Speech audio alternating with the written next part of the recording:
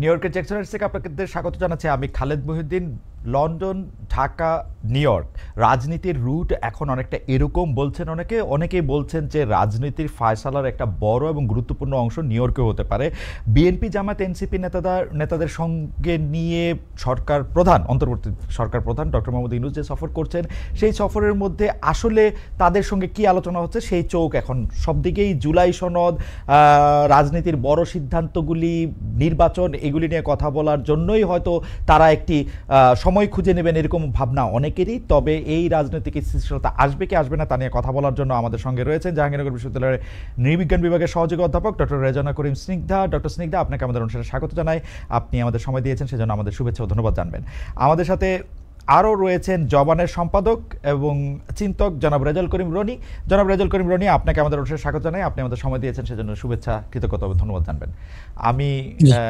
আমি ডক্টর রেজানা করিম স্নিগ্ধা আপনার কাছে প্রথমে আসতে চাই যে একটু পুরনো প্রসঙ্গ থেকে শুরু করি। আজকের রাজনীতির প্রসঙ্গের থেকে আলাদা, জাকসু নির্বাচন আয়োজনে যে কমিশন, সেই কমিশনের আপনি সদস্য ছিলেন। ভোট গণনা চলছে, এমন সময় আপনি পদত্যাগ করেন। অনেকে বলে থাকেন ছাত্রদল যেমন ফলাফল অনুকূলে আসবে না বুঝে শেষ বিকালে ভোট বর্জন করে, আপনিও ছাত্রদল ও বিএনপির সঙ্গে সংহতি রেখে দায়িত্ব থেকে সরে যান। এই বিষয় নিয়ে আপনারা কি বলবেন? আপনার পত্রে দলীয়করণ, প্রশাসনিক চাপ, নানা কিছুর কথা বলেছেন, কিন্তু ভোটে কারচুপি হয়েছে কিনা সেটা আমরা আসলে খুব বেশি পরিষ্কার হতে পারিনি। ডক্টর স্নিগ্ধা, আপনি আমাদের একটু এই ব্যাপারটা একটু খোলাসা বা ব্যাখ্যা করবেন কিনা? আচ্ছা, অনেক ধন্যবাদ খালেদ ভাই, আমার সহ-আলোচকের শুভেচ্ছা। প্রথম কথা হচ্ছে যে জাকসু ইলেকশনের ভিতরে কি হয়েছে না হয়েছে, এটা আমি মনে করি যারা এই ইলেকশনটা দূর থেকেও দেখেছেন বা কাছে থেকে দেখেছেন, সেটা একটা অনুমানযোগ্য। একটা ইলেকশনের গণনা কার্য যখন আপনার 33 ঘন্টা 40 ঘন্টা পেরিয়ে যায়, এটা তো স্বাভাবিক প্রক্রিয়া না মনে হয়, এটা যে কোনো মানুষের বোঝার কথা। ভেতরের অনেক অ্যানোমালিজ আছে। আমার বক্তব্য যেটা ছিল যে জাকসু ইলেকশনটা একটা বিশ্ববিদ্যালয়ে কেন্দ্রিকই সীমাবদ্ধ থাকার কথা। সেই ইলেকশনটাকে আপনি অতিমাত্রা রাজনীতিকীকরণ করা এবং সেটার সাথে এমন একটা জায়গায় নিয়ে যাওয়া, আপনি যদি একটু বলেনও যে এটা আসলে জাকসু থেকে খুব গুরুত্বপূর্ণ হয়ে গেল একটা পর্যায়ে, যে যখন আমার মনে হলো যে কিছু কিছু ধরেন অভিযোগও আছে, কিন্তু আমি ঠিক বুঝতে পারছি না যে সেটার সলিউশন হওয়ার কথা, নির্বাচন কমিশনের বসে একটা সিদ্ধান্ত নেওয়ার কথা, কিন্তু বিষয়গুলো ওগুলোর এই প্রসেসের মধ্যে যখন হচ্ছিল না, অথবা মনে হচ্ছিল যে কেবলই একটা সিগনেচারি পাওয়ার রেখে দেওয়া, অথবা কিছু বেনিফিট নেয়ার সুযোগ পাওয়া। বেনিফিট এই অর্থে বলছি যে ধরেন আমি যে একটা চাকরি করি, একটা একটা প্রশাসনিক ব্যবস্থাপনার একটা ভালো সম্পর্ক থাকে, প্রত্যেকের সাথে আমাদের প্রত্যেক একটা সম্পর্ক থাকে, তো সেই জায়গাটাতে ব্যাপারগুলো কি এরকমই হবে, নাকি কোনো না কোনো জায়গায় কিছু ইথিক্যাল দায়বদ্ধতাও তৈরি হয়? আমার স্টুডেন্টরা অভিযোগ করছে, আমার শিক্ষার্থীরা অভিযোগ করছে, আমার সহকর্মীরা অভিযোগ করছে, হতে পারে সে অভিযোগ সত্য অথবা মিথ্যা, কিন্তু সেটা তো একটা তদন্ত সাপেক্ষ ব্যাপার, একটা প্রক্রিয়ার মধ্যে দিয়ে আপনাকে আসতে হবে এবং আপনি এটা বলবেন। কিন্তু সেই ঘটনাটা কিরকম করে ঘটেছে কিনা, এই বিষয়গুলো খুব গুরুত্বপূর্ণ। এবং আমার ক্ষেত্রে যেটা মনে হয়েছে যে আসলে আমি এখনো মনে করি যে ডাকসু বা জাকসু ইলেকশনে, ডাকসুর কথা তো আমরা ভিন্নভাবে বলবো, জাকসু ইলেকশনের ক্ষেত্রে আমি এখনো মনে করি একটি বিশ্ববিদ্যালয়ের অভ্যন্তরীণ রাজনীতি বা তার নেতৃত্ব সেটুকু পর্যন্ত যথেষ্ট, কিন্তু এর বাইরে ধরেন স্টেট বা অন্য কোনো পক্ষের ইন্টারভেনশন, এবং এতটাই ইন্টারভেনশন যেটা কোনো স্বাভাবিক বলে আমার মনে হয় না। আমার একজন সহকর্মীর মৃত্যু, আপনি চিন্তা করে দেখেন, আমার একজন সহকর্মীর মৃত্যু যে কোনো অর্থেই হোক না কেন, যেভাবেই হোক না কেন, সেটা নিয়েও দেখা গেছে নানা ধরনের কথোপকথন হয়েছে। তো একটা পর্যায়ে যে মনে হয়েছে যে জীবনের, আমি তো একটা বিশ্ববিদ্যালয়ের শিক্ষক, তাই না? তো একটা এখানে জীবন বলেন, এথিক্স বলেন, মোরালিটি বলেন, এই বিষয়গুলা মনে হয়েছে আমার কাছে খুব গুরুত্বপূর্ণ। এত কিছু বিসর্জন দিয়ে একটা ইলেকশন করে যেতে হবে, এতে করে দলীয় ট্যাগ দেওয়ার যে প্রক্রিয়াটা আপনি বললেন, আমি জানি না কবে বিএনপি আর কবে আওয়ামী লীগ, ইটস নট মানে ইন মাই কেস, কারণ আমি আসলে হাসপাতালে ছিলাম, আমার সুযোগ ছিল সেখানে নাই যাওয়া, ঝামেলা থেকে অ্যাভয়েড করা, কিন্তু সেটা তো আমি করিনি। তো কিছু কিছু জায়গা থাকা উচিত, আর অ্যানোমালিস তো প্রচুর আছে।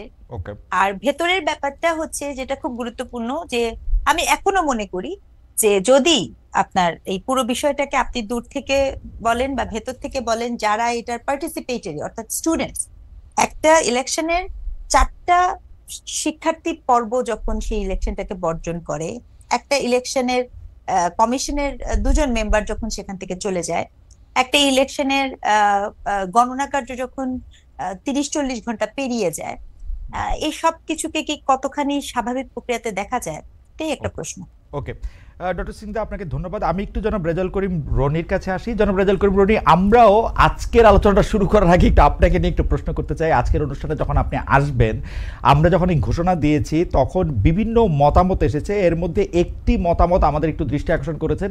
এটা হাওয়ার্ড টাইমস নামে একটা হাওয়ার্ড টাইমস এই আইডিটা থেকে আমরা একটা মন্তব্য করা হয়েছে। রেজাউল করিম রনি, আমি কোট করছি, জনাব রনি আপনি একটু মন্তব্য করবেন যে রেজাউল করিম রনি বিএনপির পক্ষে ঘাপটি মেরে আছেন আসলে জামায়াতের হয়ে, আমরা কেন আপনাকে দাওয়াত করছি তার সমালোচনা করছেন তিনি।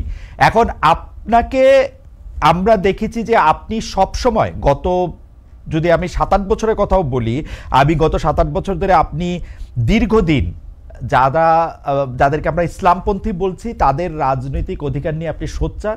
আপনি একই সঙ্গে জামাতে ইসলামীকেও খুব নিষ্ঠুর এবং নির্দয়ভাবে সমালোচনাও করে থাকেন। আপনার অবস্থানটা নিয়ে যে এই কৌতূহল, সেইটা নিয়ে আমাদের আরেকটু পরিষ্কার করবেন কিনা। আপনি কি আসলে বিএনপির পারপাস সার্ভ করছেন, জামায়াতের পারপাস সার্ভ করছেন, বা আপনার রাজনৈতিক মতাদর্শটা যদি একটু বলেন জনাব রেজাউল করিম রনি। জি ধন্যবাদ। যে যেখান থেকে আমাদের শুনছেন সবাইকে আমার সালাম এবং কৃতজ্ঞতা।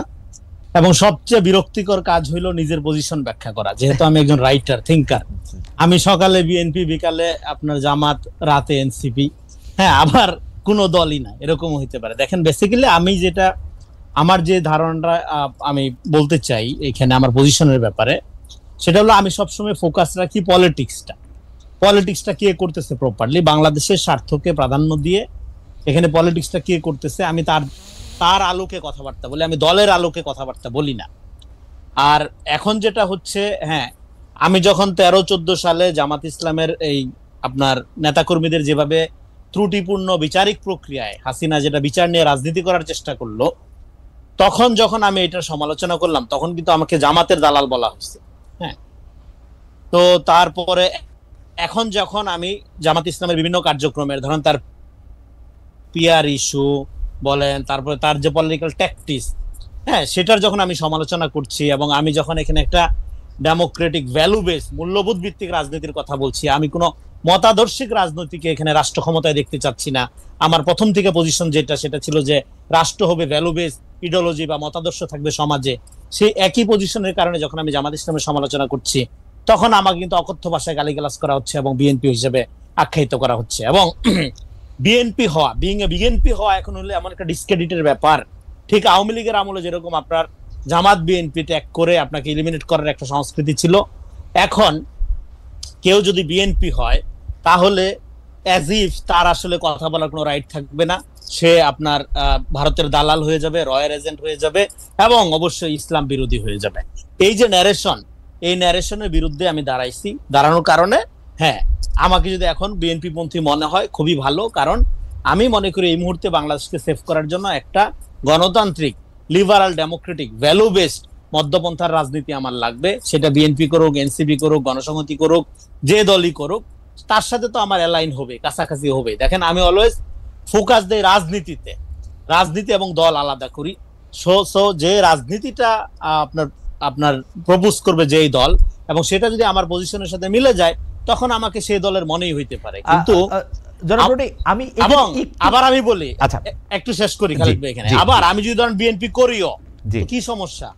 ধরেন আমি বিএনপি করি, যারা অভিযোগ করছে হ্যাঁ উনি, বা ধরেন আমি জামাত করি, সো হোয়াট, কি সমস্যা? একজন রাইটার অলওয়েজ ডেঞ্জারাস। সে যখন মিথ্যা বলে সে ডেঞ্জারাস, যে সে যখন সত্য বলে তখনও সে ডেঞ্জারাস। ফলে আমি কোন দল করি এটা ইম্যাটেরিয়াল আপনাদের জন্য, যারা দর্শক শ্রোতা বা আমার পাঠক, আপনারা যারা আমার কথা শুনবেন বা গুরুত্বপূর্ণ মনে করবেন, আমি কি খাই, কোন বাজার করি, হ্যাঁ কোন জরুরি না, জরুরি হলো আমি কি বক্তব্য দিচ্ছি, আমি কোন পলিটিক্স করছি সেটা জরুরি। জি জনাব রনি, আমরা আমাদের রাজনৈতিক দলগুলো, আপনি ঠিক জায়গায় এসেছেন। আমরা ডক্টর স্নিগ্ধার কাছে এটা জানতে চাইবো যে এখন ঘটনাটা হয়েছে কি, আপনি যদি নির্দিষ্ট একটা রাজনৈতিক দলের হয়ে নিজেকে পরিচয় দেন, তার ফলে আমরা যারা আপনাদের দেখি তাদের পক্ষে সুবিধা হয় ওই দলের অকাজ কুকাজগুলির দায় দায়িত্ব আপনাদের দেওয়ার। এখন সেগুলি আপনাকে দিতে পারতেছি না আমি, আবার আপনি খুব সুখ নিয়ে সবার সমালোচনা করে বেড়াতেছেন, এটা একটা আমাদের কাছে একটু প্রবলেমেটিক মনে হয়।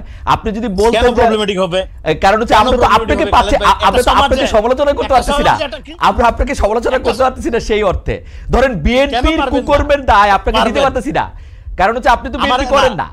আবার জামাতের কুকর্মের দায় আপনাকে দিতে পারতেছি না, আপনি জামাত করেন না বইলে আপনি এবার বলতেছেন। আবার আপনি যদি ভিতরে ভিতরে করেন সেইটা আবার একটু প্রবলেমেটিক মনে হয় আর কি। মানে আমি ওই জায়গা থেকে বললাম, আমার কাছে মনে হয় না রনি আপনি কিন্তু ভিতরে ভিতরে করার কিছু নাই। আমি আপনাকে বলি, এই আবার একটা খুবই ভালো প্রশ্ন করছেন। আমি দেখেন এতদিন আমরা কি দেখছি, সমস্ত লোক আওয়ামী লীগ করতো কিন্তু নিরপেক্ষ বুদ্ধিজীবী, জাতির বিবেক হয়ে যেত আওয়ামী লীগ করার পরেও। আওয়ামী লীগ করার পরেও তার তো জাতির বিবেক হইতে কোনো সমস্যা হয় নাই, কারণ আমাদের মিডিয়াতে এটা গ্রহণযোগ্য ছিল, কালচারের মধ্যে এটা গ্রহণযোগ্য ছিল। ধরেন সুভাষ সিংহ রায় বুদ্ধিজীবী হিসাবে তো ইয়া হইতো, এবং তারা আওয়ামী লীগকে ডিফেন্ড করতে, কিন্তু রনি আমি একটু কারেকশন করি, আমি সুভাষ বলি সিংহ রায়কে একদম আওয়ামী লীগের লোকই ধারণা করে নেওয়া হয়তো, তাকে কোনোদিন একটা ধারণা করে নেওয়া যায়। ধরেন আনিসুজ্জামানকে আপনি কি একদম আওয়ামী লীগের লোক বলতে পারবেন? জাতির বিবেক, কিন্তু আওয়ামী লীগের পারপাস সার্ভ করতো না, সে করতো। হ্যাঁ, তার এরকম আছে।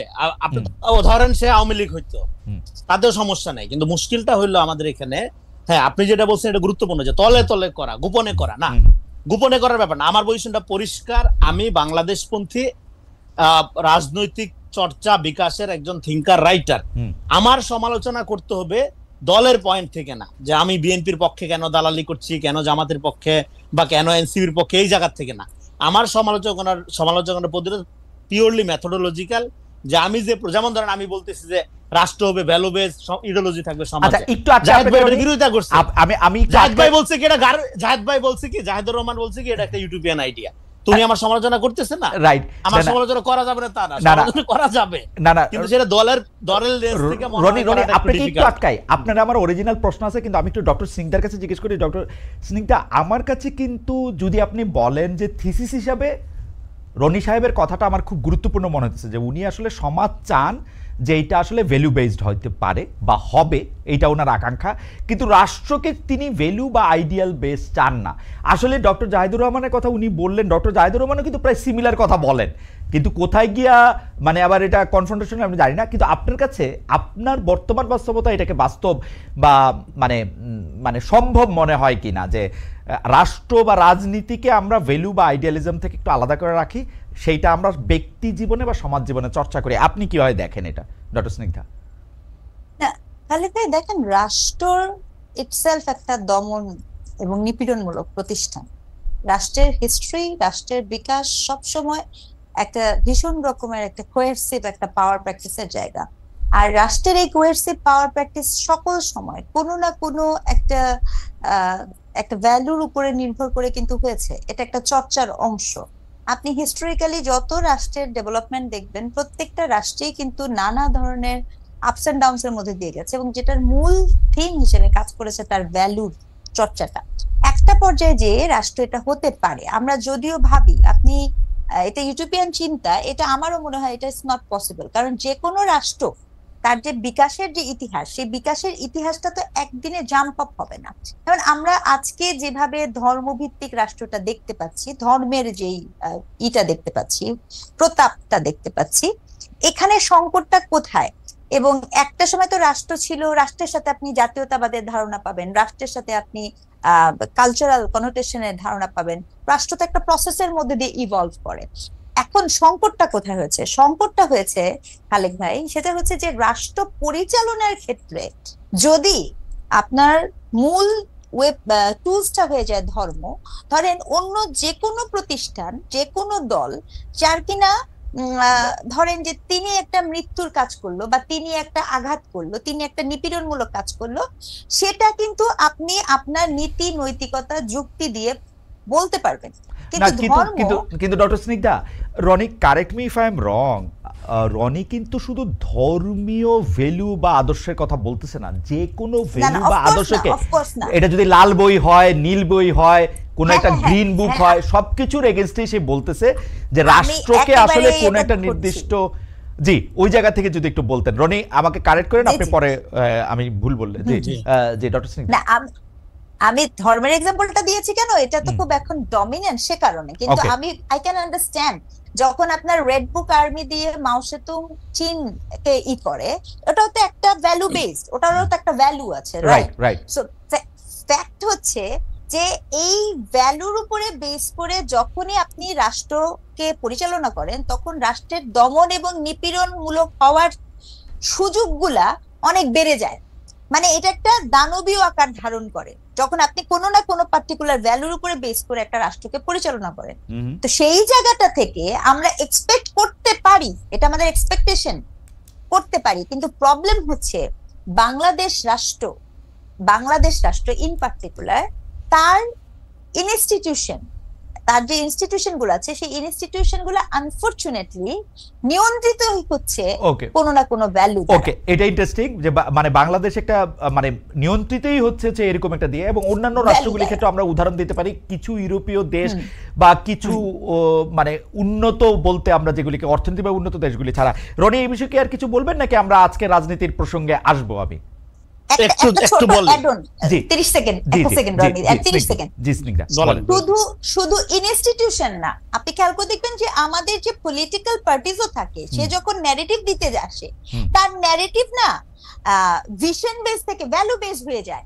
নো ম্যাটার হোয়াট, আপনি তো একটা ভ্যালুর উপরে বেস করে, কখনো আপনি মুক্তিযুদ্ধের ভ্যালুস, কখনো আপনার রিলিজিয়নের ভ্যালুস, কখনো আপনার না কিন্তু খেয়াল করেছেন রনি এইটার এগেইনস্টেই বলতেছেন, কিন্তু আসলে মানে আমি যদি রনিকে বুঝে থাকি, হ্যাঁ হ্যাঁ, কিন্তু আমি আপনাকে দেখাচ্ছি, আপনি যদি দেখেন যে এই ভ্যালুটার উপরে তার পলিটিক্যাল পার্টি। ঠিক আছে, আমার মনে হয় ডক্টর স্নিগ্ধার প্রশ্ন আমি মোটামুটি বুঝতে পারছি যে এটা আসলে সম্ভব কিনা। রনি যদি অল্প কথায় বলেন, আমরা এই তাত্ত্বিক আলোচনাটা আবার ভালো লাগতেছে, কিন্তু বাংলাদেশের রাজনীতি নিয়ে একটু কথা বলতে হবে আপনাদের দুজনকে যখন পাইছি। অসুবিধা আমি একদম মানে 2 মিনিটে শেষ করে দিচ্ছি। আমার বক্তব্যটা ছিল রাষ্ট্র হবে ভ্যালু বেসড, ইডিওলজি থাকবে সমাজে, মতাদর্শ থাকবে সমাজে।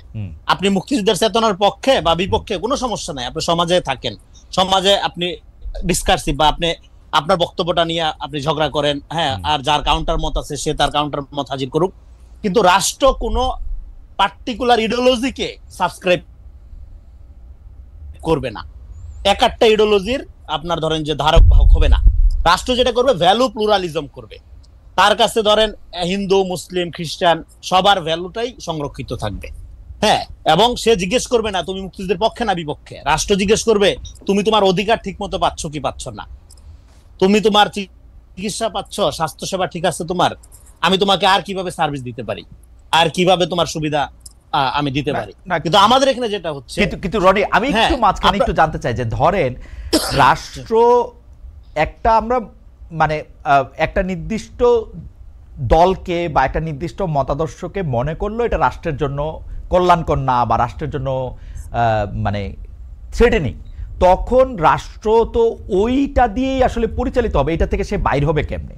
ধরা যাক এখন যদি ইসলামপন্থী কেউ বাংলাদেশে আসে, যেমন আসছিল কেউ মুক্তিযুদ্ধের নাম করে এটা বলার জন্য, সে তো আইন বানাবে ওরকম, কাঠামো ওরকম করে তৈরি করবে, ইনস্টিটিউশন ওরকম করে তৈরি করবে, যেমনটা আমরা দেখছি।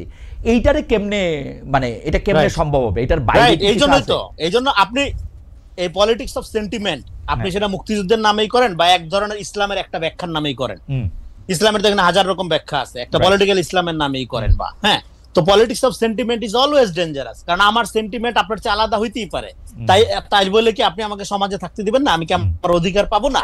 আমার কথাটা হইলে যখন রাষ্ট্র যদি ভ্যালু প্লুরালিটি করে, তখন এই সেন্টিমেন্ট যার যেটা সেন্টিমেন্ট এটা নিয়ে কোনো সমস্যা নাই। রায়জন্য নাগরিক ভিত্তিক রাষ্ট্রের প্রস্তাবনা যেটা আমরা বলতেছি সেটা হলো যে এখানে জেনজি জেনারেশন যে জায়গা থেকে আপনার হ্যাঁ তারা একটা রাষ্ট্রকে দেখতে চায়, সে দেখতে চায় সে কি বিশ্বাস করে না বিশ্বাস করে এটা নিয়ে কেউ মাথা ঘামাবেন না, তার অধিকারটা এনশিওর করবে। নাগরিক ভিত্তিক অধিকার এনশিওর করার জন্য রাষ্ট্রকে অবশ্যই ভ্যালু বেসড হতে হবে, ভ্যালু প্লুরালিটি করতে হবে। সেটা যখনই একটা ইডিওলজির সাবস্ক্রিপশন করবে, একটা ইডিওলজির সাপেক্ষে দেখবে, তখন একটা ইডিওলজির সাপেক্ষে বাকিদেরকে সেই দ্রুত ইলিমিনেট করবে, বাকিদেরকে দ্রুত সে হত্যাযোগ্য করে তুলবে। এটা আমরা তো দেখছি। আপনি ধরেন একটা বাচ্চা ছেলে তাকে রাজাকার বলে কুপায়া মারতেছে, এটা এই আলোচনা আপনার সাথে আমি বহুবার করছি। ফলে আমি এটা নতুন কোনো কথা বলতেছি না। ইজায়া বার্লিন, হ্যাঁ, বিখ্যাত থিঙ্কার, আপনার ব্রিটিশ থিঙ্কার, সে বারবার বলছে যে আচ্ছা ভ্যালু প্লুরালিটি যদি রাষ্ট্র না করতে পারে তখন সমস্যা হয়। এটা আমি নতুন কোনো কথা বলছি না, পৃথিবীতে বহু লোক এই কথা বলে গেছে। কেন আমি শুধু বাংলাদেশের প্রেক্ষাপটে এটা আর্টিকুলেট করার চেষ্টা করতেছি যে আমাদের নাগরিক ভিত্তিক একটা রাষ্ট্রের জন্য রাষ্ট্রকে একটা মাত্র মতাদর্শিক বা ক্যাডার ভিত্তিক সংগঠনের বা একটা দলের যদি মানে প্রপার্টি বানান তাহলে স্টেট, এটা হলো পার্টিজান। মানে দর্শকদের জন্য আমি বলতেছি যে বিখ্যাত কমিউনিস্ট নেতাও বলছিলেন যে শত ফুল ফুটতে দাও, তো এখন শত ফুল ফুটতে দাও বইলা ওইটারে সামনে রাইখা সেই ফুলগুলি খালি একটা বাগানে চাষ করা হবে কিনা সেটা প্রশ্ন। কিন্তু আমরা এই তাত্ত্বিক আলোচনা থেকে, ক্লাসরুম আলোচনা থেকে আমরা একটু বর্তমানের দুনিয়াতে ফিরে আসি। একই প্রশ্ন ডক্টর স্নিগ্ধা আপনার জন্য, কিন্তু আমি একটু রনিকে দিয়ে শুরু করতে চাই। জনাব রনি, প্রশ্নটা দুইটা বিষয় আছে। একটা হচ্ছে যে গত বছর ডক্টর মোহাম্মদ ইউনূস যখন জাতিসংঘের সম্মেলনে এসেছিলেন তখন বলা হয়েছিল যে তিনি 7 জন সফরসঙ্গী নিয়ে এসেছেন, এবার আসছেন 107 জন। আমরা এরকম একটা জায়গা থেকে মানে এটাকে কিভাবে আমরা এটা ব্যাখ্যা করব বা এটাকে ভালো বা খারাপ, গত বছর যেটাকে নিয়ে আসলে অনেক পয়েন্ট নিতে দেখা গেছে, এইবারই এইটার একটা উল্টা দিক করা এটা আসলে ঠিক হয়েছে কিনা। দ্বিতীয় কথা হচ্ছে যে ডক্টর ইউনূস এমন একটা অবস্থান দেখাচ্ছেন যে গত 7-8 মাস ধরে আমরা এটা দেখতেছি যে কোনো একটা বিষয় নিয়ে বিএনপি, জামাত বা এনসিপিকে যুক্ত করলেই পলিটিক্যাল সমস্যা বা পলিটিক্যাল ধারণাগুলিকে অ্যাড্রেস করা যাবে। কিন্তু কেউ কেউ বলতেছেন যে এইটার ফলে জনাব মাহমুদুর রহমান মান্না, জনাব চরমনাইর পীর সাহেব, জনাব আন্দালিব পার্থ, জনাব জোনায়েদ সাকি, জনাব নুরুল হক নূরকে এক ধরনের অবহেলা করা হচ্ছে বা তাদেরকে আদার করে ফেলা হচ্ছে। আপনারা এই ব্যাপার দুইটা কিভাবে দেখেন? একটা হচ্ছে যে 7 বনাম 107, আরেকটা হচ্ছে যে শুধু জামাত, বিএনপি, এনসিপি দিয়ে আসলে রাজনৈতিক সমস্যাগুলি অ্যাড্রেস করা সম্ভব কিনা। জনাব রনি আগে, তারপর আমরা স্নিগ্ধাকেও শুনবো। জি আচ্ছা, দেখেন এইটা আমাদের বাংলাদেশ, আমাদের একটা রাষ্ট্রকে আমরা যেভাবে দেখি, রাষ্ট্রকে এই জন্য একটা ইম্পার্সোনাল প্রপার্টি আকারে দেখা উচিত। আমরা সবসময় রাষ্ট্রকে একটা পার্সোনাল এন্টিটি আকারে দেখি। দেখার পরে এবার ওই পার্সনের সাথে আমি যদি সম্পর্কিত হইতে পারি কোনোভাবে, আমি যদি কোনোভাবে ইউনিট সেন্টারের কাছাকাছি হইতে পারি, আমি যদি কোনোভাবে একটু চট্টগ্রামের কাছাকাছি হইতে পারি বা চট্টগ্রামে হইতে পারি, তাহলে আমি নিজেকে এম্পাওয়ার মনে করি। এভাবে পার্সোনালি দেখার কারণে আমার মনে হয় যে যেটা গত বছর 7 ছিল, এটা আজকে যে এই বছরে আসলে 107 হয়ে গেল, ভেরি আনফরচুনেট। একটা গরিব দেশ, সে দেশের সরকারি এই যে মজমাস্তি যদি আপনি দেখেন, লজ্জাজনক। যে দেশের মানুষ এখনো আপনার তার খাবারের প্লেটে খাবার হিসাব করে, আপনার বাজার হিসাব করে খায়, তাকে তার নিউট্রিশন কম্প্রোমাইজ করতে হয়। সে দেশে সরকারি অফিসগুলোতে বা কর্মচারী দায়িত্ব যারা থাকবেন, তারা যখন এরকম ফুটানি করে বিভিন্ন বিষয়, শুধু বিদেশ সফর না, বিভিন্ন বিষয়, এটা খুবই আনফরচুনেট। ফলে এই জন্যই তো বলি, ক্ষমতার সাথে জনগণের কোনো সম্পর্ক তৈরি হয়নি। জনগণের সম্পর্ক তৈরি হইলে এটা তো লজ্জার ব্যাপার। আপনার গত বছর যদি 7 জনে কাজ চলে, এখন কেন 107 জন যাইতে হবে? এটা মিনিমাম আত্মসম্মান বোধের ব্যাপার। আপনি যে রাষ্ট্রের টাকা খরচ করতেছেন, হ্যাঁ, আপনি এবং খরচ করতে পারা যাওয়াটাকে আপনি যে সম্মানের ব্যাপার মনে করেন, এটা টোটালি ফ্যানাটিসিজম, এটা টোটালি পপুলিজম। এটা কিছু লোকদেরকে, যে সমস্ত লোকদেরকে নিয়ে যাচ্ছে, ধরেন 107 জন, এরা কি ভ্যালু এড করবে বাংলাদেশের কি 2 পয়সার উপকার হবে এই আমাদের এই অর্থ অপচয় করা ছাড়া? রাষ্ট্রীয়, সেটা 1 টাকা হোক বা 1000 কোটি টাকা হোক, 1 টাকা আপনি এখানে, আমি কি বলবো, যে আপনি রাষ্ট্রকে সার্ভ করার অনুপযুক্ত একটা লোক, গরিব মানুষের একটা দেশ, সে দেশের রাজনৈতিক দায়িত্বে যারা থাকবে, রাষ্ট্রের দায়িত্ব যারা থাকবে, তাদেরকে জনগণের কাতারে আইসা আচরণ করতে হবে। হ্যাঁ, অবশ্যই সে যাবে বিদেশে প্রয়োজনে, কিন্তু সেই বিদেশে যাওয়ার ব্যাপারটার মধ্যে যদি এই বিলাসিতা এবং জনগণকে বঞ্চিত করার ব্যাপারটা মানে আপনার স্পষ্ট ফুটে ওঠে, সেই সফরের তো কোনো মর্ম থাকে না। ধরেন অনেক ভালো জ্ঞানী নিয়ে আসতেন আপনি, আমি তো দেখতেছি যে ভাই এটা 107 জনের বহন নিয়ে একটা প্রমোদ ভ্রমণে যাচ্ছেন আপনি, হ্যাঁ, তো ফলে ওইখানে তো আমি ট্রাস্ট করতে পারবো না আপনাকে। বলে এই যে পুরো রাজনৈতিক প্রক্রিয়ার মধ্যে জনগণকে বিচ্ছিন্ন করার যে প্রক্রিয়া, তার লক্ষণগুলোর এইটা একটা লক্ষণ হিসেবে আপনি পাঠ করতে পারেন। এগুলো একটা দিক। আরেকটা দিক হলো এই সরকার যেভাবে কাজ করতেছে জোড়াতালি দিয়ে, অ্যাডক ভিত্তিতে, যে অমুকরে নিলাম, তমুকরে নিলাম না, এই ধরনের সিলেক্টিভ আপনার ধরেন যে প্রায়োরিটি। আমি একটু যোগ করি, কালকে মার্কিন যুক্তরাষ্ট্রের ব্যবসায়ী প্রতিনিধি দলের সাথে বৈঠকে ডক্টর মোহাম্মদ ইউনূস কিন্তু এই 3 দলের রাজনৈতিক নেতাদেরকে সামনে রেখে বলছেন যে আমরা হচ্ছে গভর্নমেন্ট ইন অ্যাকশন, এরা হচ্ছেন গভর্নমেন্ট ইন ওয়েটিং। মানে আমার যদ্দূর ইংরেজিটা মনে আছে আর কি, উনারা এই মুহূর্তের গভর্নমেন্ট, এরা হচ্ছে তার পরবর্তী। ডক্টর ইউনূসের কথাবার্তা তো মানে ধরেন খুবই ভালো, মানে উনি মোটিভেশনাল স্পিকার হিসেবে খুবই ভালো, কিন্তু রাষ্ট্রটা 1 বছরের জন্য চালাইলো, হ্যাঁ, মানে কি আর বলবো, যাই হোক। তো আপনার তো মোটিভেশন খুবই ভালো, কথাবার্তা তো খুবই ভালো বলে, তো সেই কথাবার্তার অনেক ভিজিটও উনি পায়। কিন্তু কথা হলো যে গভর্নমেন্ট ইন ওয়েটিং, হ্যাঁ, তো হ্যাঁ, ডেফিনেটলি ওয়েটিং কিনা এটা এখনই বলার দরকার কি? আপনি জনগণকে ডিসাইড করতে দেন, হ্যাঁ। তো এখন ঠিক আছে, ওকে, তারা যদি গভর্নমেন্ট ইন ওয়েটিং ও হয়, তো এখন আপনি তাদেরকে নিয়ে আইসা, আমি মনে করি এই সফরে কোন রাজনৈতিক নেতাকে নেওয়ার কোনো দরকার ছিল না। গভর্নমেন্ট ইন ওয়েটিং, সে তো এখন গভর্নমেন্টের পার্ট না, তার আগেই আপনি তারা নিচ্ছেন কেন? তারে খুশি করার দরকার কি? এখানে ধরেন মির্জা ফখরুল ইসলাম আলমগীর সাহেব বা জামাতের তাহের সাহেব বা আপনার তাসনিম জারা এবং আপনার আক্তার হোসেনকে নিয়া কি মার্কিন যুক্তরাষ্ট্রে তার কোনো পলিটিক্যাল প্রোফাইল বেড়ে যাবে যদি দেশের জনগণ ভোট দিয়ে তাদেরকে নির্বাচিত না করে? তিনি যেটা বলতেছেন যে এতে করে রাজনৈতিক দলগুলোর সম্পৃক্ততার একটি চল চালু হবে এবং এইটা বাংলাদেশের জন্য ভবিষ্যতে শুভ হবে, যে রাজনৈতিক দলগুলো কোনো শুভ হবে না। এটা এর আগেও সফর করছে এবং একজনকে নিয়ে স্ট্র্যাটেজির নিয়ে বিশাল মাস্টার মাইন্ড বলে দিছে, তাতে করে কি তার রাজনৈতিক ভবিষ্যৎ খুব ভালো হয়েছে? হ্যাঁ, তারা আরো বিপদে পড়ছে সে। সো এটা আপনি ধরেন এটা দরকার ছিল না আপনার। প্র্যাকটিক্যালি যেটা সেটা হলো যে আপনি আপনাকে আমি প্র্যাকটিক্যালি সেটা হলো যে আপনি ধরেন গভর্নমেন্ট ইন ওয়েটিং আপনি বলতেছেন, তারা যখন ক্ষমতায় আসবে, এদের মধ্যে যেই আসুক, তারা কি জানবে না যে কিভাবে মার্কিন যুক্তরাষ্ট্রের সাথে সম্পর্ক করতে হয়, কিভাবে আপনার জাতিসংঘের সমাবেশে অধিবেশনে অংশগ্রহণ করতে হয়, এটা জানবে না? ওকে, জানার এটা কি খুব রকেট সায়েন্স? আমার মনে হয় জনাব রনি আপনাকে ধন্যবাদ। আমি একটু ডক্টর স্নিগ্ধাকে এই বিষয়ে জানতে চাইবো যে ডক্টর রেজানা করিম স্নিগ্ধা, আপনি একটু বলবেন যে আমাদের দুটো বিষয়, একটা বিষয় হচ্ছে যে মানে 7 বনাম 107 জন সফর সঙ্গী, আরেকটা হচ্ছে যে ডক্টর মোহাম্মদ ইউনূস বিএনপি, জামায়াত এবং এনসিপিকে যুক্ত করলেই মনে করছেন যে রাজনৈতিক যে ইস্যুগুলি সেগুলি অ্যাড্রেস করা যাচ্ছে। এই দুটো বিষয় নিয়ে আপনার একটা মন্তব্য শুনুন। আমাকে যদি জিজ্ঞেস করেন, প্রফেসর মোহাম্মদ ইউনূস যখন 7 জন নিয়ে গিয়েছিল, if you can remember, he himself declare যে তিনি স্টুডেন্টদের গভর্নমেন্ট, স্টুডেন্টরা তার নিয়োগকর্তা। If you can remember the time, ওই সময় তার স্টেটমেন্টটা ছিল এটা। এবং এখানে পুরো ব্যাপারটা হচ্ছে politics of representation. I believe যে doctor Mohammad Yunus is very much aware of the global politics. আমাদের লোকাল পলিটিক্যাল সেন্টিমেন্ট এবং রিপ্রেজেন্টেশন আর global political sentiment and representation একদমই একটা। আমি যদি আমার জায়গা থেকে দেখি, তাহলে আমি যেটা বুঝি যে ওই সময় গত বছর the whole world was very much aware about the student movement in Bangladesh, এবং সেই সময় স্টুডেন্টসরাই ছিল একটা অত্যন্ত এবং একচ্ছত্র গুরুত্বপূর্ণ স্টেক হোল্ডার ইন 2024, ঠিক আছে, যে সময় উনি দায়িত্বটা নেন।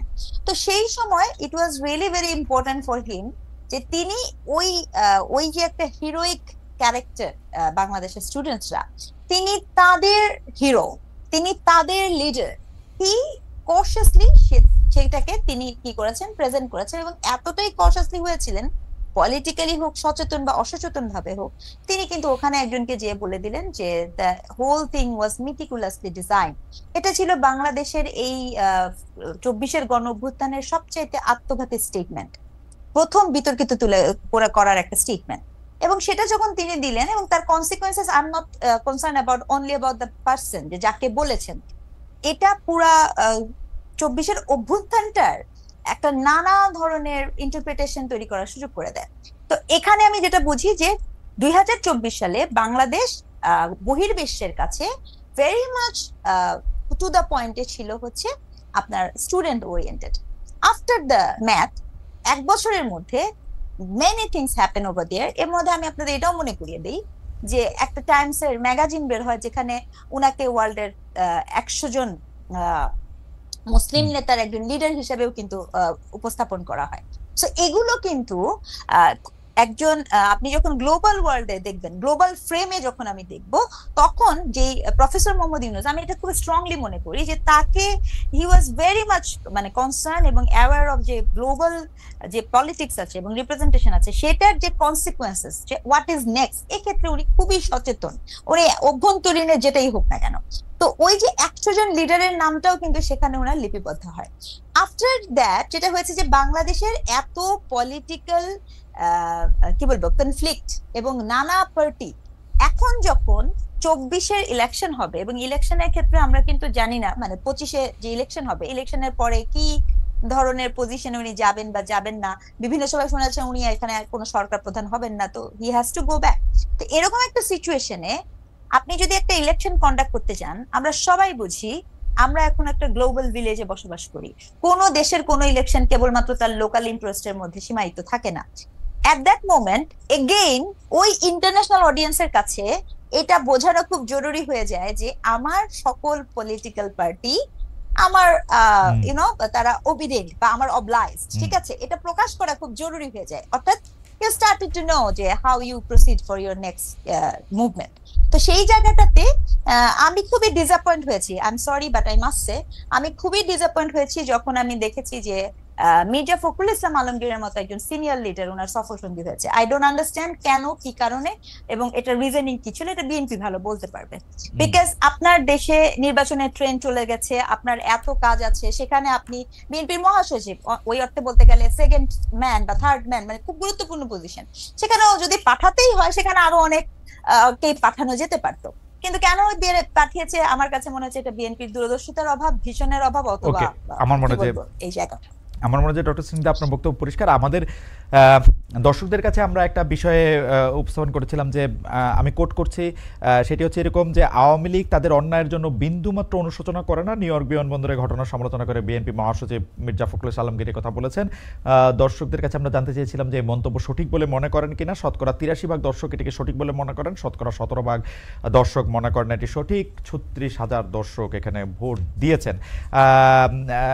ডক্টর সিংদা, আপনি শুধু আলোচনাটা এটাতে একটু, এই প্রসঙ্গটাও আপনাদের দুজনের জন্যই, কিন্তু আপনি প্রথমে একটু বলে আমরা একটু জনাব রনিকে শুনবো, তারপর আপনার বলার থাকলে আপনি আবার একটু বলবেন যে গতকাল আমি জনাব মির্জা ফখরুল ইসলাম আলমগীর একটা ইন্টারভিউ করেছিলাম, সেখানে তিনি বলেছেন ফেব্রুয়ারিতে জাতীয় নির্বাচন নিয়ে কোনো বাধা নাই, কিন্তু আমি গতকাল জামায়াতে ইসলামীর যে নায়েবে আমির ডক্টর তাহের, তাকেও ইন্টারভিউ করেছিলাম, তিনি কিন্তু বলেছেন যে না, কিছু মেঘ এখনো আছে। আর শাপলা প্রতীক না পেয়ে এনসিপি নেতা জনাব সার্জিস আলম বলেছেন সাংবাদিকদের শাপলা প্রতীক না পেলে নির্বাচন কিভাবে হয় দেখে নেব।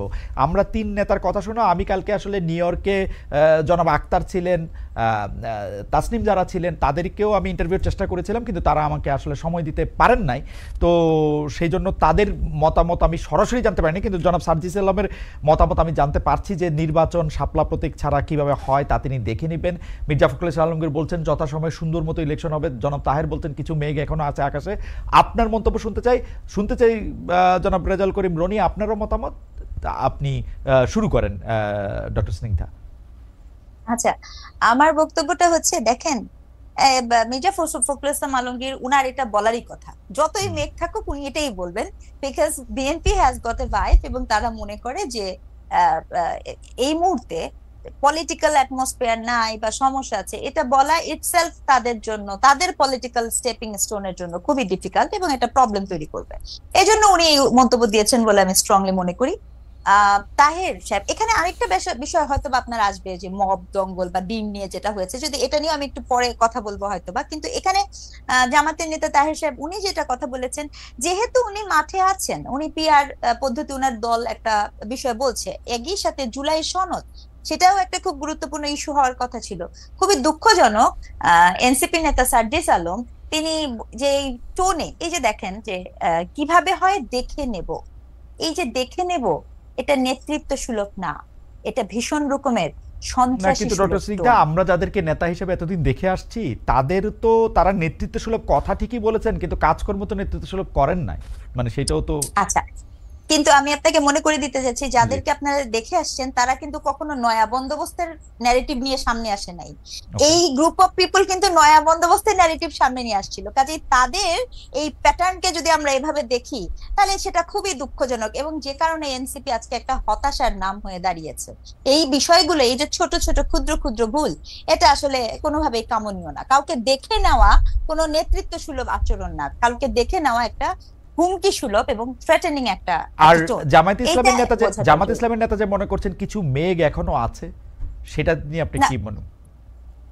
জামাত ইসলামের নেতা তিনি বলেছেন, দেখেন আমি জামাতকে বেরিয়ে কি বলবো, তারা অনেক সুন্দর মিষ্টি মিষ্টি কথা বলা শিখেছেন, and I really do appreciate it. আকাশে অনেক মেঘ জমেছে, মেঘ কেটে গেলে আবার বৃষ্টি হলে পরে সবকিছু ঠিক হয়ে যাবে, যদি সুবিধা মতো সবকিছু আমার হয়। এটাই তাদের পলিটিক্যাল স্ট্যান্ড, এটাই বোঝা যাচ্ছে, কারণ উনিই তো বলছেন, উনারা কিন্তু এরকম কিছু বলেননি যে যদি এটা না হয় তাহলে আমরা যাব না, আমরা করব না। বিকজ আপনি এবং এই বাংলাদেশে এই মুহূর্তে আপনি ডিসি অফিস যান, সচিবালয়ে যান, হুম। আপনি বিভিন্ন মন্ত্রণালয়ে যান, বিভিন্ন জায়গায় উনাদের সমর্থক অথবা উনাদের সমর্থিত দলের লোকজন ভীষণভাবে ক্ষমতায়িত, ঠিক আছে? আবার আবার আপনি দেখেন যে পিয়ার নিয়ে ওনারা আন্দোলন করছেন, যুগপৎ আন্দোলন যেটা নাম, এটা আসলেই খুব দুঃখজনক যে একদিকে আপনি পিয়ার নিয়ে বলছেন, কারণ আমরা শুনতে পাচ্ছিলাম বিভিন্ন জায়গা থেকে যে পিয়ারের আলাপের ক্ষেত্রে ওনাদের আসলে ভিন্ন মত ছিল না, এটা হঠাৎ করেই সেটা নিয়ে আসছে, এবং যেখানে যে জামাত ইসলাম বাংলাদেশ সবার আগে 300 জনেরই নমিনেশন দিয়ে দিয়েছে, হঠাৎ ওকে, করে তারা বললো, আচ্ছা, সেটাও একটা বিষয়, আমার এটা মনে একটা হয় যে লম্বা ডিসকাশন। আমার মনে হয় যে এটা আমরা পরে আলাপ করব। জনাব রেজাল করিম রনি 3 রাজনৈতিক দলের মানে দুজনের সঙ্গে আমি সরাসরি কথা বলেছি, আরেকজনের কথা আমি শুনেছি। আপনার বিশ্লেষণ আমরা একটু শুনতে চাইবো যে কোনো বাধা নেই, কিছু মেঘ আছে, নির্বাচন কেমনে হচ্ছে দেখে নিব। দেখেন 3-4 মাস আগে নির্বাচনের কথা বাংলাদেশে বলাটা একটা জঘন্য গর্হিত পাপ, অপরাধ ছিল। হ্যাঁ, জুলাইয়ের গাদ্দার নির্বাচন চাচ্ছে, এরকম একটা ব্যাপার ছিল। তখন আমি বলছিলাম, দেখেন, নির্বাচনবিহীন বা ভোটবিহীন ক্ষমতা একটা হাসিনার মডেল। সে যত দক্ষ যোগ্য লোকই হোক, সেইটার জন্যই তো লোকে আপনাকে বিএনপি ভাবে। হ্যাঁ, তো এখন বিএনপি ভাবলে আমি কি করব ভাই? হ্যাঁ, এখন আপনি ধরেন 5 বছর চাই, 10 বছর চাই, আর ভাই তুই চাওয়ার কি? হাসিনাও তো বলতে 41 সাল পর্যন্ত থাকবো, তাহলে এটার সাথে তফাৎ কি? এই জন্য সমাজের ফ্যাসিবাদের পতন হয়েছে, মানে হাসিনা চলে গেছে, কিন্তু এই যে কাঠামোটা, এটা একইভাবে রয়ে গেছে। সেই কাঠামো ব্যবহার করে অন্যরা ভিন্ন নামে, অন্যরা ভিন্ন মোড়কে এই রাজনীতি আবার ফেরত আনার চেষ্টা করছে। ঠিক এই কাঠামো, যেহেতু সমাজে কাঠামোটা রয়ে গেছে, তো এটা তো আমাদের ধরেন সমাজবিজ্ঞানের ছাত্র হিসাবে, একজন রাইটার হিসাবে, তো এটা আমি বুঝা যাই না, চোখের সামনে দেখে আমি তো মিথ্যা কথা বলতে পারি না। ফলে সেটা জামাতের বিরুদ্ধে গেলে আমার তো কিছু করার নাই, সেটা বিএনপির বিরুদ্ধে গেলে আমার তো কিছু করার নাই, আমার তো এটা করতে হবে, বা বিএনপির পক্ষে গেলে কোনো পয়েন্টে সেটা আমার করতে হবে। তো এখন আমি দেখেন, আমি এখানে রাজনীতিকে দুইটা ভাবে ভাগ করি, এই যে দলগুলোর ক্ষেত্রে। আচ্ছা, আগে আপনার প্রশ্নের উত্তর দেই, সেটা হলো, এখন আপনি যদি ডেমোক্রেসি মিন করেন এবং নির্বাচনকে যদি আপনি 1 সেকেন্ডও এর পিছানোর চেষ্টা করেন, তাহলে বুঝবো যে আপনার মধ্যে সমস্যা আছে। আপনি যদি ডেমোক্রেসি মিন করেন, আপনি তো নির্বাচন যত দ্রুত পারবেন দেওয়ার চেষ্টা করবেন, যাতে আপনি গ্লোবাল ডেমোক্রেটিক ইন্ডেক্সে আপনার অবস্থান উন্নত হয়, ভালো হয়। তো এখন জামাতের ব্যাপারটা আমি বুঝতে পারি না। নির্বাচনের ব্যাপারে জামাত ধরেন বলছিল যে ডিসেম্বরেও সমস্যা নাই, জানুয়ারি খুব ভালো, ফেব্রুয়ারিতে আপত্তি নাই, মার্চে বৃষ্টির মধ্যে হইতে পারে,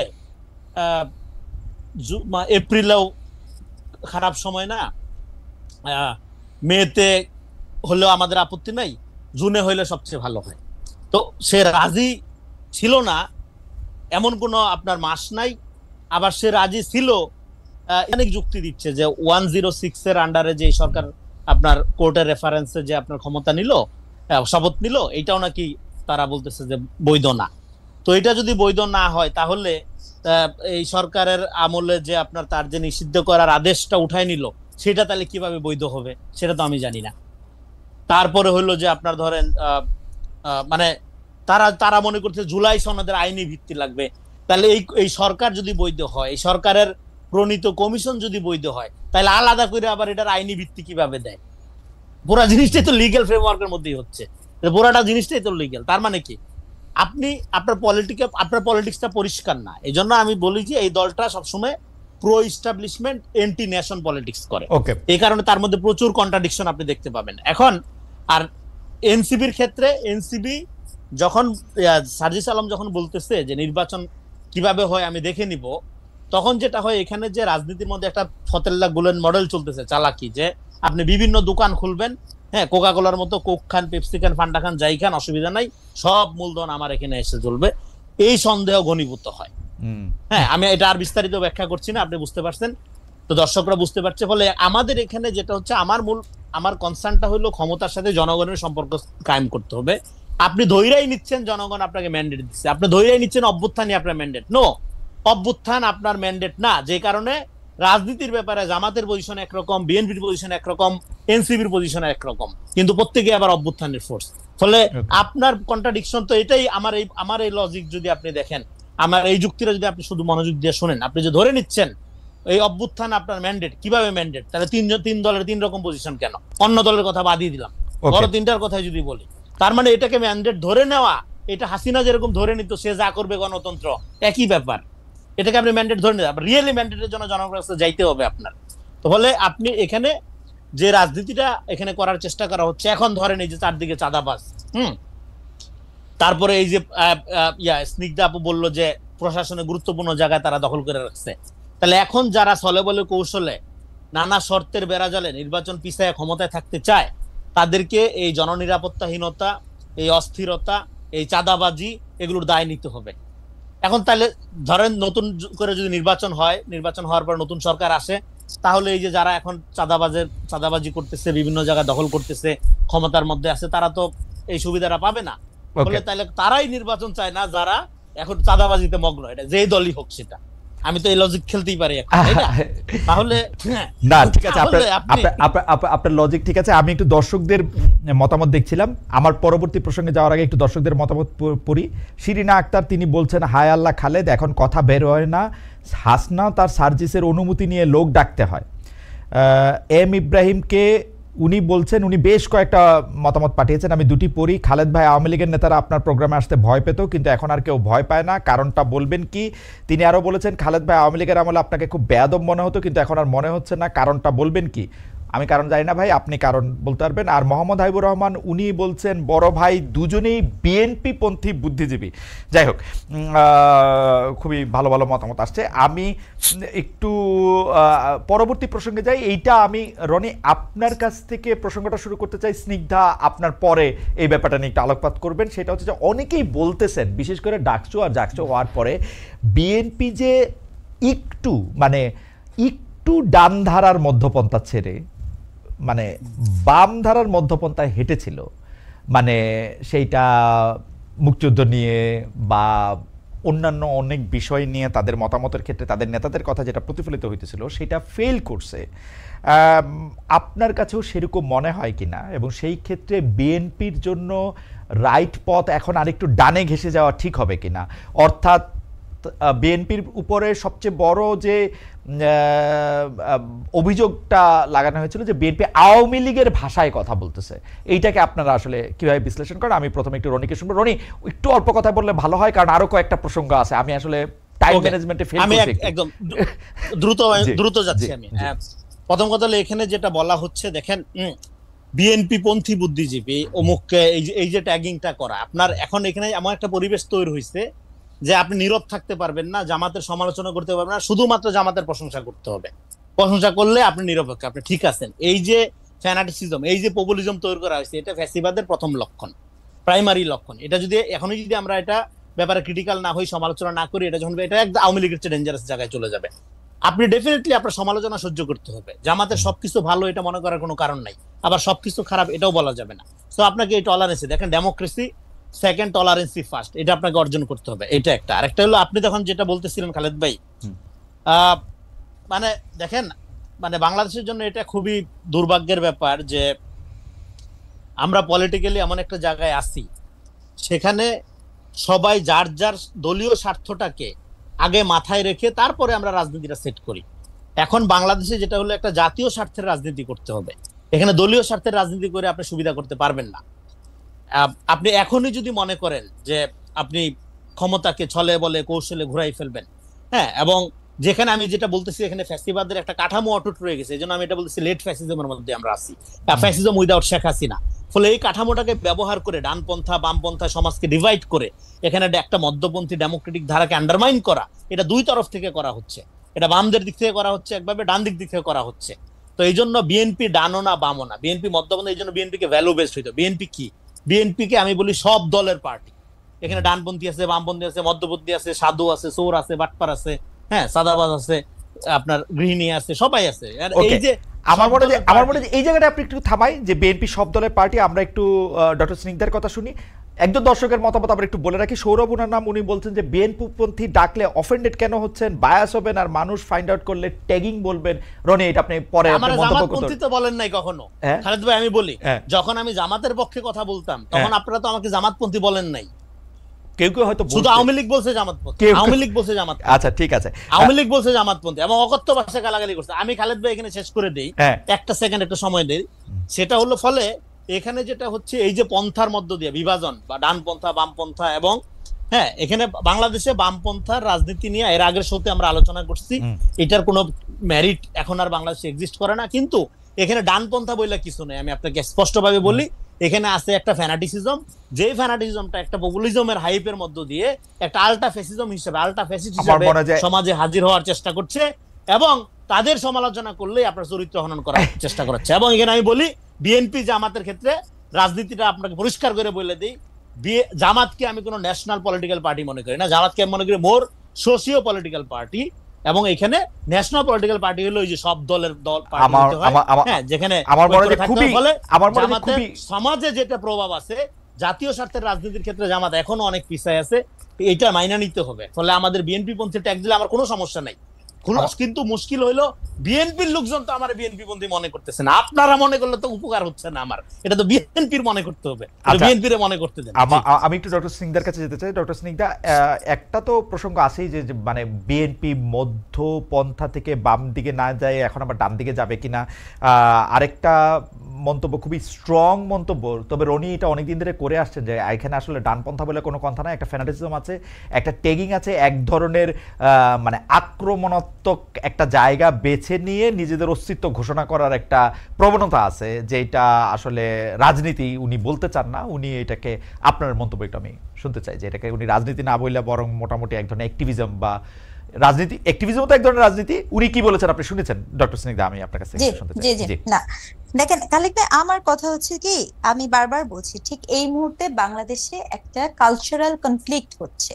আমি খুব স্ট্রংলি কথাটা বলবো যে এখানে আপনার, যেখানে আমার বক্তব্য ছিল যে আপনি আসলে কিভাবে রাষ্ট্রকে দেখতে চান, কিভাবে দেখতে, মানে কিভাবে আপনি ভবিষ্যৎ বাংলাদেশ দেখতে চান, কাদের কাছে আপনি নেতৃত্ব দিতে চান, এই জায়গাটাতে না আপনি হয় ডান দিক নয় বাম দিক, সেটা আপনি যেমন ভাবেই বলেন না কেন, বাস্তবতাটা কিন্তু এই জায়গায়। তো সেই জায়গাটা থেকে বিএনপির ব্যাপারটা কিন্তু এরকম না, আর বিএনপি কে ডিফাইন করার কোনো ইচ্ছা আমার নাই। আমি আজকে একটি শোতে ভীষণ তাকে সমালোচনা করে এসেছি। আমার যে বক্তব্যটা হচ্ছে, বিএনপি কি আসলে কি বুঝতে পারছে যে তার কাছে এখন এমন অবস্থায় এমন অনেক মানুষ আছে যার হাতে, যার সামনে আর কোনো অপশন নাই, সে পার্সেন্টটা হয়তো বা কোনোভাবে বিএনপি পন্থী না, কিন্তু সে চান না যে কোনো একটি এক্সট্রিমিস্ট দক্ষিণ পন্থার হাতে দেশটি চলে যাক, তখন সে বাধ্য হচ্ছে যে বিএনপির কাছে যেতে। এই যে আমি বলছি আপনাকে যে একটা কালচারাল কনফ্লিক্ট।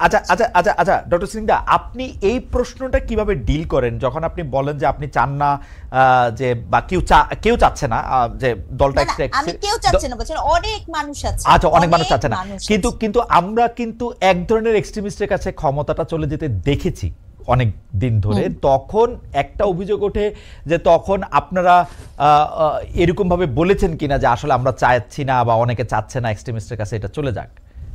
অবশ্যই বলেছি, এবং এই বলার কিন্তু অজস্র ডিজিটাল ফুটপ্রিন্টও আছে। বলেছে, সবাই বলেছে, ব্যাপারটা না, যারই ক্ষমতা হয়েছে সে বলেছে, এবং বলেছে বলেই তো এই জিনিসটা এসেছে। তো বারংবার যখনই আপনি একটা এক পেশে চলে যান, সেটার যে একটা সংকট, এই বোঝাবুঝির জায়গাটা দুঃখজনক যে 24-এর পরেও মানুষ কিন্তু বুঝতে চাচ্ছে না। আর সবচেয়ে বড় ব্যাপার খালেদ ভাই, এটা আমাকে বলতেই হবে, আমরা এই মুহূর্তে একটা পোস্ট ট্রুথ রিয়েলিটিতে বসবাস করি, যেখানে আমি কোনোভাবেই সত্য এবং মিথ্যার মধ্যে কোনটি সত্য কোনটি মিথ্যা, আমার পাশের মানুষটির, তিনি যদি বিশেষ করে কোনো পলিটিশিয়ান হন, তিনি যে কি বলেন, আসলে কোন দল করেন এমনকি, এবং কিসে যে আস্থা রাখেন, তার উপরে আস্থা রাখার সুযোগটাও কিন্তু এই মুহূর্তে বাংলাদেশের মানুষের অনেকের ক্ষেত্রেই নাই। এই যে একটা শূন্যতা, এই শূন্যতাটা কিন্তু খুব ভয়াবহ। এই জায়গাটা থেকে মুক্তি পাওয়ার একটা পথ হচ্ছে যে আমি আপাত দৃষ্টিতে, দেখেন, ভীষণ রকমের অজানা একটা জায়গাতে আমি আবার পড়বো কিনা। ধরেন এখানে আসলে এই মুহূর্তে জামাতকে সমর্থন করার কোনো লোক নেই, কিন্তু আমি এই কথাটা বলতে চাই, ধরেন আমি একজন নারী, আমি বলতে চাই, আমার অস্তিত্ব নিয়ে বলতে চাই, আমি এটা আরটিভির রাউন্ড টেবিলেও বলেছিলাম যে আমি জানি না যে কালকে জামাতে ইসলাম বাংলাদেশ যদি ক্ষমতায় আসে, তিনি যে শরিয়া কায়েম করবেন কি করবেন না, একটা দ্বিধান্বিত বাস্তবতায় আমি আছি। আমি জানি না যে আমি এইভাবে আপনার সামনে বসে এই শোতে অংশগ্রহণ করতে পারবো কিনা। আমি তো আমার কিন্তু ডক্টর সিংদা, আপনার কাছে মনে হয় না এই প্রশ্নের উত্তর তো জামায়াতে ইসলামী একরকম ভাবে আপনাকে দিচ্ছে? কারণ হচ্ছে ডাকসু এবং জাকসুতে তারা যেভাবে ক্যাম্পেইন করেছে, তাদের সমর্থিত দল যেভাবে ক্যাম্পেইন করেছে, সেইভাবে তারা যাদেরকে সাথে নিয়ে ক্যাম্পেইন করেছে, যাতে নিয়ে প্রতিযোগিতা করেছে, তাদের কেউ তো আপনার মতো করে টেলিভিশনে আসতে তারা দ্বিধা করে নাই। এবং তারা কিন্তু আমার সাথে ইন্টারভিউতে অ্যাডভোকেট শিশির মনির স্পষ্ট বলেছেন যে তারা সময়ের সাথে নিজেদের বদলে নেওয়াটার বাস্তবতা তারা দেখতে চান, মানে এই ক্ষেত্রে তারা কোনো একটা জায়গা এরকম করে ধরে রাখেন নাই যে ওইটাই হইতে হবে বা আপনাকে এই যে আসলে হুম, হুম। না না, দেখেন এইটা আপনি বলছেন যে এটাই আমি বলছি, আপনি বলছেন আপনার সাথে নিজে অ্যাডভোকেট শেষের মনে আপনাকে এটা এবং আমরা বলেছে। আমরা আপনি যদি আমার শোর কথা বাদও দেন, আমরা পুরো ডাকসুর ক্যাম্পেইনে কিন্তু জামায়াতে ইসলামীকে আপনি যেভাবে দেখছেন তার অন্য রকমটা আমরা দেখতেছি। ওর ছেলে মেয়েরা একসাথে আন্দোলন মানে এখন ক্যাম্পেইন খালেদ ভাই, করতেছে, তারা আপনার ভোট চাইতেছে, কথা বলতেছে, কোনো আমি জি এখন মনে করেন আপনার ডাকসুর ক্যাম্পেইনে আপনি ছেলেপেলেকে কিভাবে দেখেছেন এটা আপনি বলছেন, আমার জাকসুর ক্যাম্পেইনে আমি তো এভাবে দেখিনি। হুম, একদম স্পষ্ট তো, আমার জাকসুর ক্যাম্পেইনে তো আমি এভাবে দেখতে পাইনি, এক নাম্বার। আর দ্বিতীয় যেটা খুব গুরুত্বপূর্ণ, আমি কিন্তু এটাও আবার শুনছি, এটাও আবার একই এট দ্য সেম টাইম, আমি তো একটা হ্যাঁ আর উত্তর চাচ্ছি, কিন্তু এট দ্য সেম টাইম আপনি যখন আবার একটা বিশাল বড় একটা নিয়ে আসছেন, শরিয়ার কথা বলছেন, সেটা তো যতটুকু আমরা বুঝি শরিয়া তো সেটা বলে না, এবং সেটা নিয়ে একটা দ্বিধান্বিত সত্য তৈরি হয়। এটা যেমন আমার অস্তিত্বের সাথে সম্পর্কিত, আমি তো এটার উত্তরটা জানতে চাবো, এটা তো নাগরিক হিসেবে আমার অধিকার, তাই না? হুম, এক নাম্বার, এটা একদম আমারই অধিকার। আচ্ছা, আবার আপনি তখন বিএনপির কথা বলেন, আমি একদম শূন্যতার কথা বলছি। বিএনপি তার নিজের, আমি এগেন এখানেও নারী হিসেবে বলবো, বিএনপি তার নিজের নারী নেতৃত্বে সমানে স্লাট শেমিং হচ্ছে, সাইবার বুলিং হচ্ছে, অ্যাটাক হচ্ছে, তাকেই সে নিরাপত্তা দিতে পারে না। সে আমার মতো নাগরিককে কি নিরাপত্তা দিবে? ওই দলের কাছে আমি কি যাব? আমি তাকে বাস্তবতা বলছি, মানে আমি একজন নাগরিক, আমি ধরেন এখন না, একটু হেল্প চাই, হেল্প সিক না করি। ঠিক আসলে তো বুলিং এর ক্ষেত্রে নিরাপত্তাটা মানে আপনি মামলা করতে পারবেন আর কি ডিজিটাল আইনে, আর আপনি নিরাপত্তা কেমনে না, দিবেন? শুধু আর শুধু আপনি বুলিং আপনি এর যদি ব্যাপারটা বুলিং না। এর ব্যাপারটা আপনি বলেন, আপনি নারী হিসাবে বেশি, মানে আমি ওই শব্দটা বলতে চাই না, কিন্তু অনেক ক্ষেত্রে নারীরা বেশি ভালনারেবল, সেই জন্য তাদেরকে বেশিভাবে এগুলি করা সম্ভব। কিন্তু যদি আপনি রনিকেও জানতে চান, রনি একজন নারী নন, কিন্তু রনিকেও কিন্তু অনেক বুলিং এর শিকার হইতে হচ্ছে প্রতিনিয়তই। মানে কোনো কিছুই কিন্তু আপনি বুলিং না হওয়ার জন্য আপনাকে গ্যারান্টি দেয় না। আপনি কথা বললে সামনে আসলেই আপনি কারো না কারো bullying আমি এর শিকার হবেন। আপনার এই বক্তব্যটাকে আমি অবশ্যই গ্রহণ করছি, কিন্তু আমি এর সাথে খুবই গুরুত্বপূর্ণভাবে জেন্ডার সেনসিটিভিটি বলে একটা কথা আছে, ঠিক আছে, কিন্তু সেটাকে যুক্ত করতে কিন্তু চাই। আমার মনে হয় যে আপনি মানে খুবই গুরুত্বপূর্ণ একটা প্রসঙ্গ এনেছেন। আমি একটু জনাব রনির কাছে আমি যেতে চাই। জনাব রনি, আমি অন্য একটা প্রসঙ্গে যেতে চাইছিলাম, কিন্তু এখানে একটু আপনার মতামত শোনা দরকার। আমরা ডাকসুতে যেভাবে আসলে ইসলামী ছাত্র শিবিরের নেতৃত্বাধীন দলটাকে বা সংঘটাকে ক্যাম্পেইন করতে দেখেছি, বক্তব্য প্রচার করতে দেখেছি, তাদের জায়গায় কথা বলতে দেখেছি, এটা আসলে জামায়াতে ইসলামী বা ইসলামী ছাত্র শিবিরের রেগুলার ক্যাম্পেইন না। মানে তারা একই সঙ্গে অন্য ধর্মের লোকদের নিয়ে, মেয়েদের নিয়ে তারা ক্যাম্পেইন করেছেন, কথা বলেছেন, একসাথে হেঁটেছেন, হেসেছেন, যে এটা আসলে আমরা আগে কখনো দেখি না। আপনি কি মনে করেন যে এটা একটা পরিবর্তন, না ডাকসুর জন্য কাস্টমাইজড একটা জায়গা? এটা যদি আপনি একটু বলতেন। এটার জন্য আমি কমপক্ষে 5,000 গালি খাইছি। আমি বলছিলাম এখানে শিবিরের রাজনীতিটা জিতে নাই, জিতছে তার ট্যাকটিস। তো এটার মধ্যে আমি একটা পার্থক্য করেছিলাম রাজনীতি এবং ট্যাকটিসের মধ্যে। হ্যাঁ, তো আপনি যেটা বললেন, এইখানে হলো একটা হলো জামাত ইসলাম তো একটা ইসলামিজমের রাজনীতি করে, সেই ইসলামিজমের রাজনীতি থেকে জামাতি এই শিবির খানিকটা বের হয়ে আসা পোস্ট ইসলামিজমের রাজনীতির দিকে যাচ্ছে, যেখানে আপনি তারা ইসলাম থেকে সরবে না, মানে আবার এন্টি ইসলামী পজিশন নিবে না, কিন্তু মোর সেকুলারাইজড ওয়েতে নিজেদের রিপ্রেজেন্ট করবে।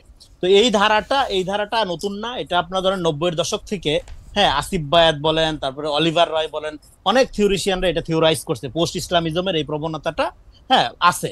কিন্তু এইটা এন্ড অফ দ্য ডে এইটা খুব একটা ওয়ার্ক করে না। কারণ হইলো আপনার পলিটিক্যাল ডকট্রিন, যেটা আপনার মূল যে ইডিওলজিক্যাল অবস্থানটা, সেইটা ছাড়া আপনি কিন্তু সব সময় ট্যাকটিস দিয়ে উইন করতে পারবেন না।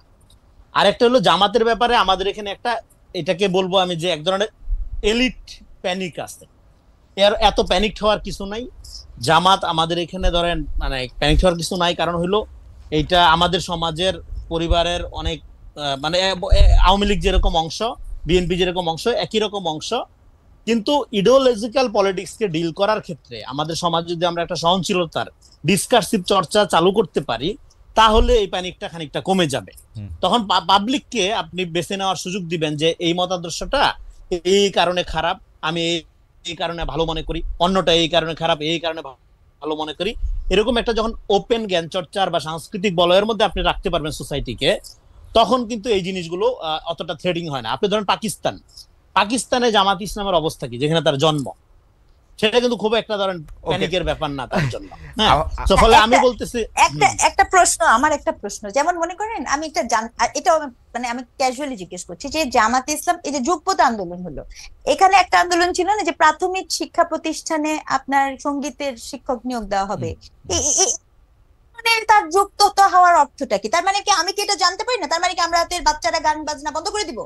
Yes or no? আমার মনে হয় যে হোয়াট ইজ দ্য পজিশন? আমার মনে হয় যে কোনো সুযোগ মানে নাই। এক্ষেত্রে আমি আপনাকে বলি, ধরেন সমাজে যে গান বাজনা করতে চায় তার জন্য যেরকম স্পেস থাকবে, না সে না, এটা তো যেরকম আপনি রিলিজিয়ন বলছেন রেজাল্ট রনি, জি কিন্তু উনারা যে আন্দোলনটা করছেন সেটা তো সেখানে তো বলছে যে ওটা বন্ধ না করে আপনার প্রাথমিক সাথে আমার নিতে হবে, আমার মনে ধর্মীয় হয় শিক্ষা যে দিতে হবে। আমার সেটাই মনে তো হয় যে আমরা সেটাই একদম তো শেষ পর্যন্ত ইডিওলজিক্যাল রাজনীতির সমস্যা। ideology- রাষ্ট্র তো কখনো হ্যাঁ রাষ্ট্র তো কখনোই করছে, সেটা করছে তো, করতে সবাই পারবে তো না। করছে। নো এটা এটা করতে তো- পারবে না। এটা কিন্তু আমাদের এখানে যেটা প্রবলেম হচ্ছে সেটা হলো যে আমরা গানটাকে যেরকম গুরুত্ব দিচ্ছি, তার রিলিজিয়াস চর্চাটাকে সেরকম গুরুত্ব দিচ্ছি না। এট দ্য সেম অবশ্যই টাইম অবশ্যই না, এটা সত্য না, সো religious এই দুই চর্চাকে না, গুরুত্ব আমি দিচ্ছি না। এখনকার কথা বলছি না, বলতেছি বিগত আমাদের এখানে সরকার মডেল বিগত মসজিদ সময়। তৈরি করে আচ্ছা গিয়েছিল আমি একটু ব্যাপারটা মডেল বলি, মসজিদ এটা আমি একটু ভুলের ব্যাপারটা কারণে বলি, যারা জঙ্গি বলে আমি একটু পিটাইছে ব্যাপারটা তো। বলি। জামাত শিবির মারা জায়েজ হয়ে গেছিল না, এটা কালচার হয়ে গেছিল না। না না আমি এগুলো তো আমি আমি ছিল। একটু ব্যাপারটা বলি যে আমার মনে আছে যে আমি 2020 সালে, এটাও এখনো গুগল করলে পাওয়া যায়, যে আমাকে আলাদা করে কলাম লিখতে হয়েছিল ডয়েচে ভেলেতে, সম্ভবত কুয়েটে কোন একটা ঘটনার প্রেক্ষিতে, যে আমি বলছিলাম যে দাড়ি টুপি টিপ সবগুলি একসাথে চলুক, বাংলাদেশে কোনো কিছু বন্ধ হইতে পারবে না, এই ছিল হচ্ছে কলামের ভাষ্য। কিন্তু সেই সময় এরকম একটা ব্যাপার যে দাড়ি টুপি হিজাব নেকাব এগুলি দেখলেই অনেকে বেশি করতো। আবার এখন যেটা হয়েছে, আমি আপনার পড়ে শোনাই, মানে আমার তো অনেকগুলি মতামত আসে, আমি শেষ মতামত হিসেবে এটা একটু পড়ে শোনাই। ওনার নাম হচ্ছে হোসেন সাব্বির, উনি অনেকবার একই মেসেজ দিয়েছেন। রনি শুনতে পাচ্ছেন মনে হয়, আশা করছি ডক্টর সিংজাও নিশ্চয়ই শুনতে পাচ্ছেন। হোসেন সাব্বিরকে কোট করছি: খালিদ সাহেব এমন সুশীলতার আড়ালে নাস্তিকতা না করে ইসলামের পথে আসুন। আর ইদানিং শুধু নাস্তিক নিয়ে আসতেছেন আপনার এখানে, আজও 2 নাস্তিক নিয়ে আসছেন। জামায়াত নিয়ে প্রশ্ন করেন, জামায়াতে ইসলামের লোকজন কেন নেই? মানে আপনি মানে এই মেসেজটা উনি অন্ততপক্ষে আমি জানি না কয়বার, মানে উনি উনি উনি উনি উনি উনি মনেই করতেছেন যে এই মেসেজটা আমার শোনা দরকার, উনি মনে করতেছেন যে আমি নাস্তিক এবং আমাকে ইসলামের পথের ওনাকে আসতে হবে, আপনাদেরকেও তাই মনে করতেছেন এবং মনে করতেছেন জানি আমি শুধু তাই করতেছি। জামায়াত নিয়ে প্রশ্ন করছেন, জামাতের লোক নাই কেন সেই প্রশ্নও করতেছেন। যাই হোক, আমার কিছু বলার নাই। আমি একটু বলি, এক সেকেন্ড বলি, 10 সেকেন্ড বলে যদি শেষ করেন। জি রনি, যদি শেষ করেন। সেটা হলো উনি যে ফান্ডামেন্টাল যে মিস্টেকটা করছেন, উনি মনে করছেন কেউ জামাতের বিরুদ্ধে বলা মানে ইসলামের বিরুদ্ধে বলতেছে। জামাত এখানে একমাত্র ইসলামের প্রতিনিধি না, এটা আপনাদের বুঝতে হবে। এখানে ইসলামের আরো অনেক ঘরানা আছে, আরো অনেক স্কুল অফ থট আছে। ফলে আরেকটা হলো কোন মুসলমানকে যে আপনি তার সম্পর্কে পরিপূর্ণ না জেনে আপনি যদি এবং সেই রকম অথরিটি না হন, কাফের বললে আপনি নিজেই কাফের হয়ে যান। না রনি, আমি ইসলামের মধ্যে কোনো রকম যোগ করি, আমি একটু যোগ করি, কেউ যদি নিজেকে অমুসলমান বা আল্লাহ বিশ্বাস করে না বলে, যতক্ষণ পর্যন্ত সে নিজে না বলবে, এই পৃথিবীতে কারো এই অধিকার নাই তারা এটা বলার। আমি বারবার বলি আপনাদের জন্য, যে বলবে সে নিজে এটা হয়ে যায়। যে ধর্মগ্রন্থটা দেয়া হয়েছে এটা আবার একটু পড়া দেখেন যে এটা একদম স্পষ্ট আছে কিন্তু, ঠিক আছে? যাই হোক, ডক্টর, কিন্তু এই রকম বক্তব্য দেওয়া তো চলতিছে। আমরা অনেকগুলি বিষয় নিয়ে আলোচনা করলাম। ডক্টর রেজাউল করিম স্নিগ্ধা, জনাব রেজাউল করিম রনি, আপনাদের অনেক ধন্যবাদ। আজকে বাংলাদেশ পাকিস্তানের সঙ্গে খুব গুরুত্বপূর্ণ একটি ম্যাচ খেলতেছে T20, আমাদের অনেক দর্শক সেই ম্যাচ দেখতেছেন। তার মধ্যেও যে সব দর্শক আমাদের সাথে এই মোটামুটিভাবে একটা তাত্ত্বিক ধরনের আলোচনা যারা ছিলেন, তাদের সবাইকে ধন্যবাদ দিতে চাই। আপনাদের দুজনকেও অনেক ধন্যবাদ দিতে চাই এবং আমরা একটু আমন্ত্রণ জানাতে চাই যে আমরা আসলে আজকে জনাব অ্যাটর্নি জেনারেল জনাব আসাদুজ্জামানকেও কিছুক্ষণ পরে আমরা ইন্টারভিউ করবো। আপনারা নিশ্চয়ই আমাদের সঙ্গে থাকবেন এবং আপনাদের দুজনকে আমরা মানে আলাদা করে অনেক ধন্যবাদ, শুভেচ্ছা এবং শুভকামনা দিয়ে শেষ করতে চাই আজকের অনুষ্ঠান।